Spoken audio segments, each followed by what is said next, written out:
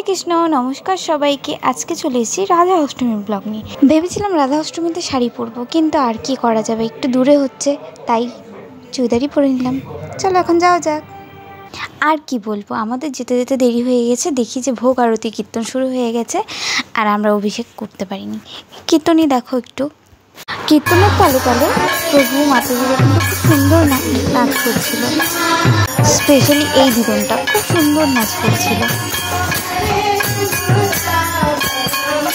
তারপর কিন্তু আমাদের মাতাজি নৃসিংহ আরতির গান করছিল।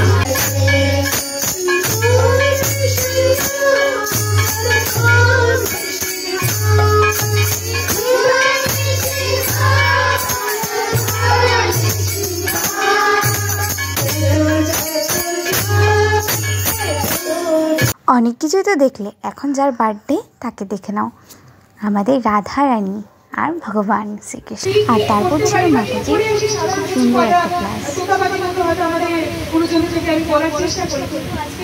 প্রভু এমন একটি বড় পরিশ্রম দিয়ে দিল, আমি জানি না কেন এরকম বললেন যে রাধার ব্যাপারে বলা এটা সবথেকে মানে গুচ্ছতম একটা রহস্য। আমি কি করে দু মুখে বলবো আমি জানি না, একটা মুখে বলবো আমি জানি না।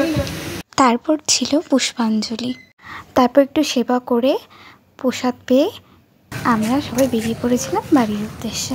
না ভিডিওটা এখানেই শেষ হয়নি, দাঁড়াও আজকের আমার ভিডিওটির এন্ডিং ছিল এইরকম। হরে কৃষ্ণ কৃষ্ণ হরে কৃষ্ণ কৃষ্ণ কৃষ্ণ হরে হরে, হরে রাম রাম রাম রাম হরে হরে। জয়।